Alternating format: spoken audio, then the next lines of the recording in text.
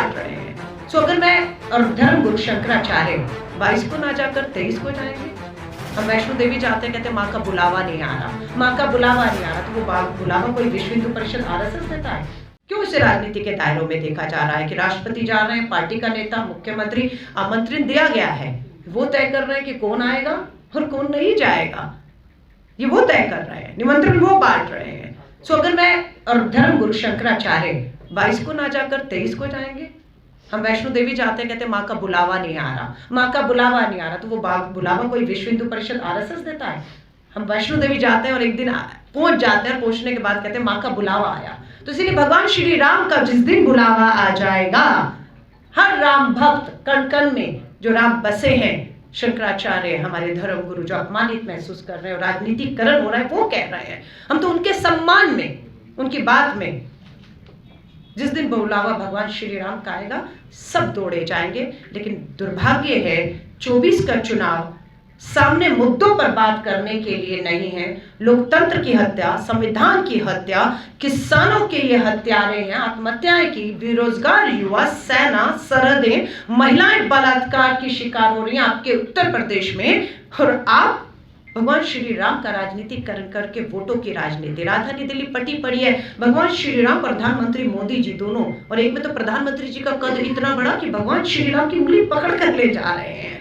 हाँ, तब धर्म, हिंदू धर्म का अपमान नहीं हुआ, तब आपको नहीं लगा, तो मैं माफी चाहूंगी। ये भाजपा का एजेंडा है, हमारे एजेंडे ये हैं जिसको लेकर हम आए। कांग्रेस आला समाज के 22 तारीख को अयोध्या न जाने के फैसले से इत्तेफाक करती है, और क्या आपका भी 22 तारीख को जाने का कार्यक्रम? देखिए, कांग्रेस अध्यक्ष और हमारा लाइन भारतीय राष्ट्रीय कांग्रेस के शीर्ष नेतृत्व की लाइन से अलग नहीं हो सकती।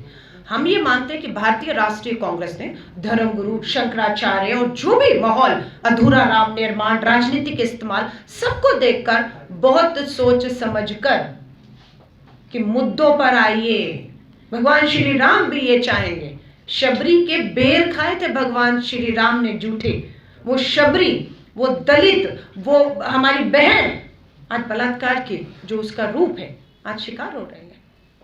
हाँ, सो मैं फिर कहूंगी, निजी मेरा क्या कार्यक्रम होगा, निजी आपका क्या, वो हमारी निजी आस्था है। आप जाएंगे, आप नहीं जाएंगे। अगर एक चैनल का एक पत्रकार साथी जाए या ना जाए तो उसका पूरा चैनल से क्या मतलब है? तो प्लीज इस मुद्दे को हम यहीं खत्म करेंगे, क्योंकि भाजपा चाहती है कि पूरा, क्योंकि राजनीति का धर्म होना चाहिए, राजनीति का धर्म होना चाहिए, लेकिन धर्म पर राजनीति नहीं होनी चाहिए। धर्म पर राजनीति कर कर, वोटों का ध्रुवीकरण करके, वोट हासिल करके सत्ता हासिल करने का प्रयास नहीं होना चाहिए। और सत्ता हासिल हो जाए तो मात्र अपने पूंजीपति मित्रों के नहीं, देश के गरीब मजदूर किसान की भी सोचनी चाहिए। लेकिन मैम, पार्टी के स्टैंड से कई लोग सहमत नहीं। आपके गुजरात के एक्स-पीसीसी चीफ और मौजूदा एमएलए अर्जुन मोढवाडिया ने विरोध किया है। मैं फिर आपसे कह रही हूँ, पार्टी की लाइन पार्टी की लाइन है। पार्टी के अलावा आपकी भी अपनी निजी जिंदगियां हैं, निजी आस्थाएं हैं। एक ही चैनल, एक ही पार्टी में हर धर्म के लोग हैं, हर जाति के लोग हैं, अपनी अपनी आस्थाएं हैं, अपने अपने विश्वास। उसके हिसाब से कोई जाएगा, कोई नहीं जाएगा, उसका सम्मान होना चाहिए, उसका लोकतंत्र में सम्मान होना चाहिए। धन्यवाद। राम मंदिर का जो ये मुद्दा है, हाँ, तो आप खुद मानते हैं कि एक बड़ा इवेंट जैसा बनाने की कोशिश की है। क्या आपको लगता है कि नरेंद्र मोदी सरकार इसका फायदा उठाते हुए जल्दी लोकसभा का चुनाव करा देगी ताकि उन्हें फायदा मिले? और यदि ऐसा होता तो आपकी इस न्याय यात्रा क्या उस वक्त चुनाव के वक्त भी जारी रहेगी? या मैं फिर कह रही हूँ, भारत जोड़ो न्याय यात्रा का चुनावों से कोई लेन देन नहीं है।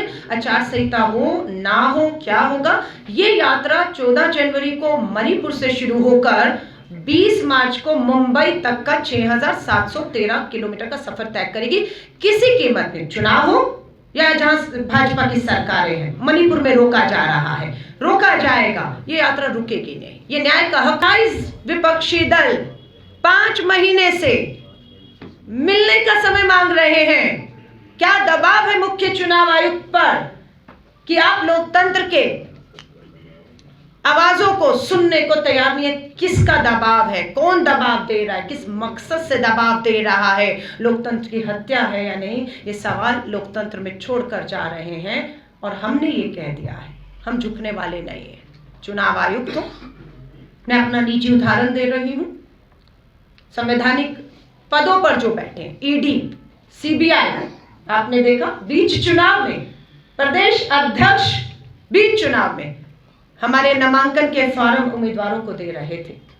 ईडी आई पूछताछ की बीच चुनाव में, काम रोका हमारा, प्रभावित हुआ हमारा काम काफी हद तक।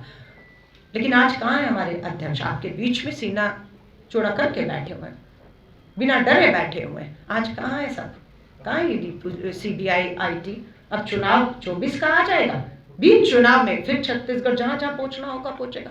तो मेरा ये कहना है कि ईडी हो, सीबीआई हो, संवैधानिक संस्थाएं, चुनाव आयोग हो, पूरी तरह से कंप्रोमाइज्ड हैं। और इसी को हम लोकतंत्र की हत्या कह रहे हैं कि लोकतंत्र की दूसरी तरफ की आवाज़ों को नहीं सुना जा रहा है।